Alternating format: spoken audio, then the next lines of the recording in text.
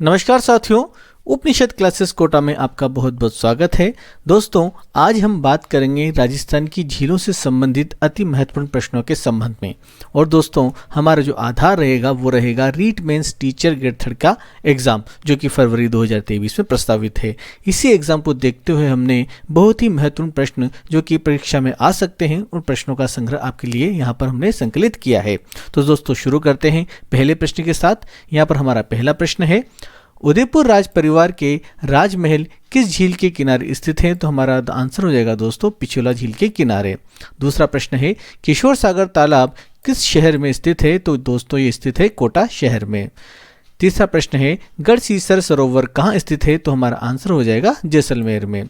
चौथा प्रश्न है यहाँ पर, अजमेर की आना सागर झील किस नदी का पानी आता है? तो अजमेर की आना सागर झील में दोस्तों बांडी नदी का पानी आता है। पांचवा प्रश्न है, किस झील के किनारे बादशाह जहांगीर ने दौलत बाग तथा शाहजहां ने 12 दरी का निर्माण करवाया था? तो दोस्तों इसका आंसर हो जाएगा आना सागर झील अजमेर।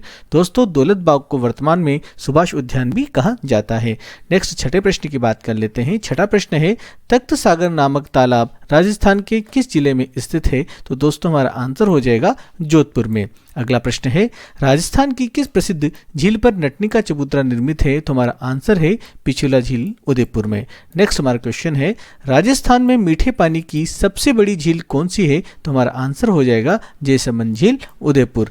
दोस्तों, इससे संबंधित कुछ नोट यहाँ पर हम देख लेते हैं।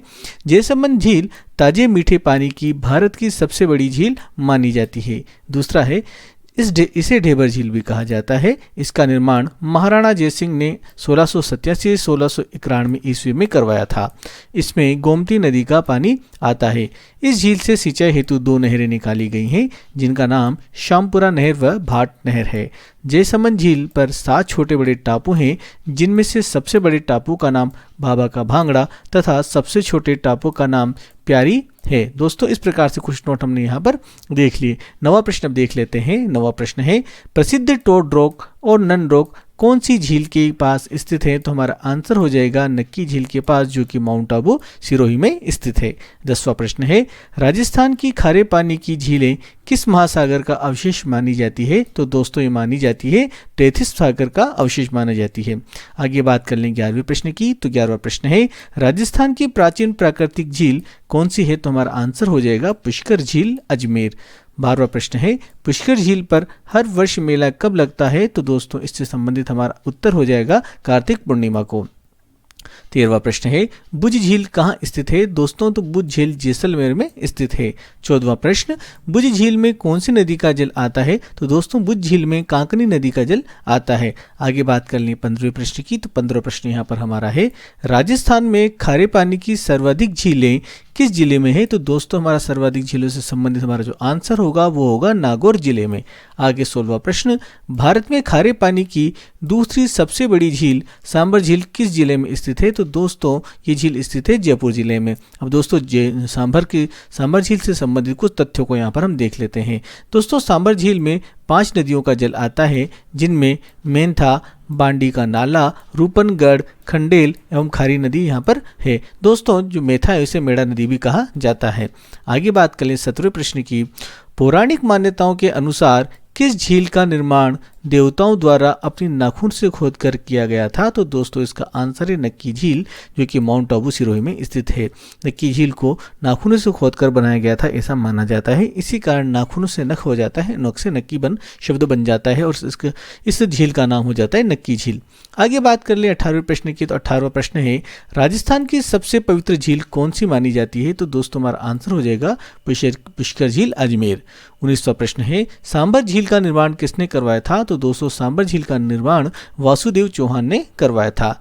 20वां प्रश्न है, राजसमंद झील का उत्तरी भाग किस नाम से विख्यात है? तो दोस्तों राजसमंद झील का उत्तरी भाग नो चौकी पाल नाम से विख्यात है। इससे संबंधित यहाँ पर एक तथ्य हम देख लेते हैं।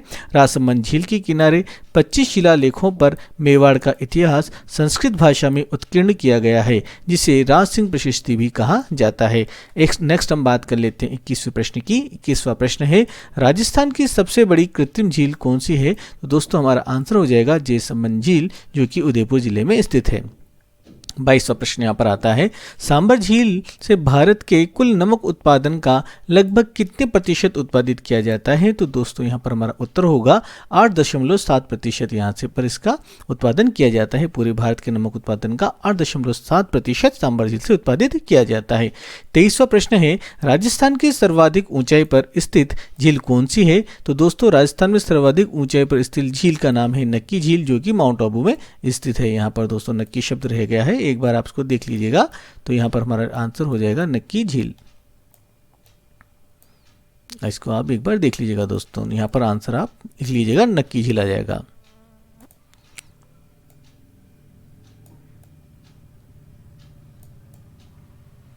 ठीक है दोस्तों, आप देख लीजिएगा नक्की झील इसका आंसर हो जाएगा।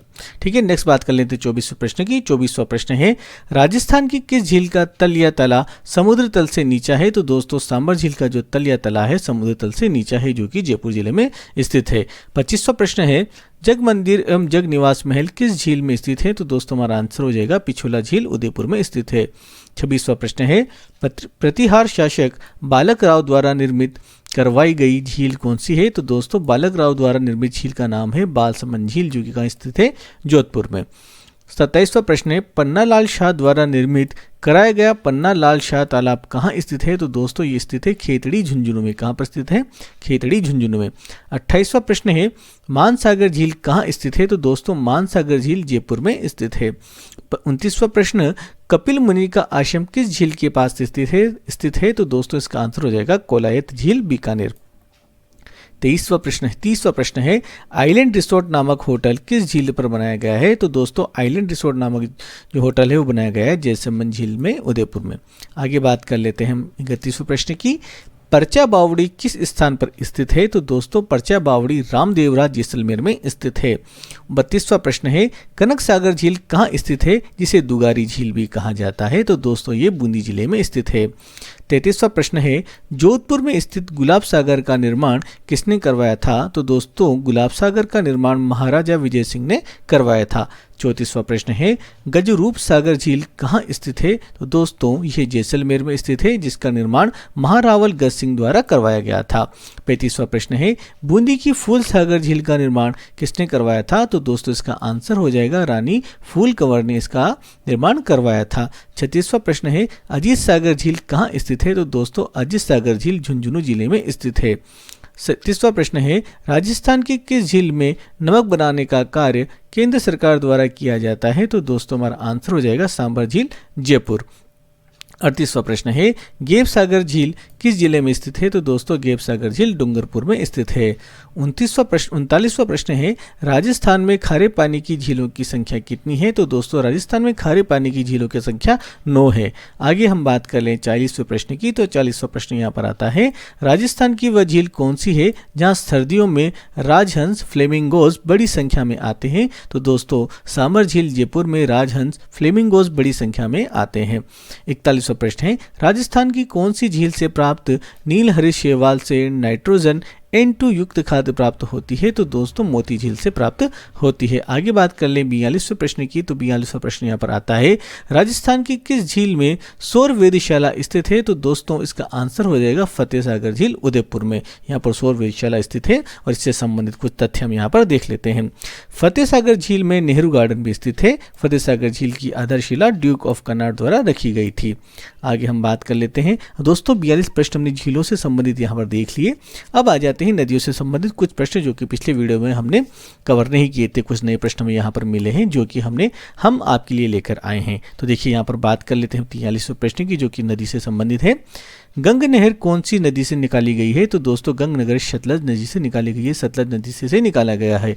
पाली में स्थित रणकपुर जैन मंदिर किस नदी के तट पर स्थित है? तो दोस्तों इसका नाम मथाई नदी या माघी नदी बताया जाता है।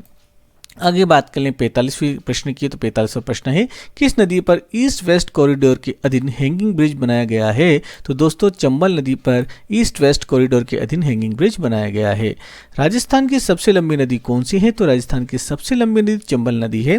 47वां प्रश्न यहाँ पर आता है कि राजस्थान में पूर्णतः प्रवाहित होने वाली सबसे लंबी नदी कौन सी है? तो हमारा आंसर हो जाएगा बनास नदी। जब प्रश्न पूछा जाए कि राजस्थान की सबसे लंबी नदी कौन सी है, तब तो आंसर चंबल नदी होगा, लेकिन जब पूछा जाए कि पूर्णतः क्रमशः प्रवाहित होने वाली सबसे लंबी नदी कौन सी है? तब हमारा आंसर बनास नदी हो जाएगा।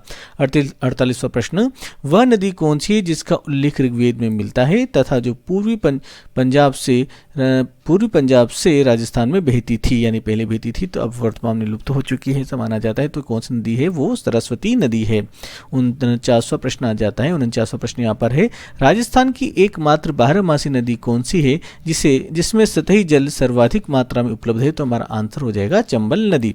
50वां प्रश्न यहाँ पर आ जाता है, राजस्थान के कौन से 2 जिलों में कोई नदी प्रवाहित नहीं होती है? तो हमारा आंसर हो जाएगा चूरू एवं बीकानेर। इस प्रकार से दोस्तों यहाँ पर हमने बहुत ही कम समय में 50 प्रश्नों को यहाँ पर हमने हल कर लिया। और दोस्तों ये 50 के प्रश्न बहुत ही महत्वपूर्ण है हमारी परीक्षा की दृष्टि से। दोस्तों ये रीट ही एग्जाम नहीं, अन्य एग्जाम जो कि राजस्थान में प्रस्तावित है और राजस्थान में होने वाले हैं, उन सभी एग्जामों के लिए प्रश्न बहुत ही महत्वपूर्ण है। दोस्तों मैं आशा करता हूँ आज के ये 50 प्रश्न आपको समझ में आए होंगे और पसंद आए होंगे, वाकई कि इनमें बहुत मेहनत करके बनाए गए हैं। तो दोस्तों आप पूरे प्रश्नों को देखिए, याद कीजिए, आपके लिए बहुत ही हेल्पफुल रहेंगे। तो दोस्तों यदि आपको ये वीडियो अच्छा लगा तो आप हमारे चैनल को लाइक कीजिए, शेयर कीजिए, कमेंट कीजिए और इसे सब्सक्राइब भी कीजिए और दोस्तों को आप इसे जुड़ने के लिए भी कहिए। तो इस प्रकार से हमारा आज का सेशन खत्म होता है। जय हिंद, जय भारत।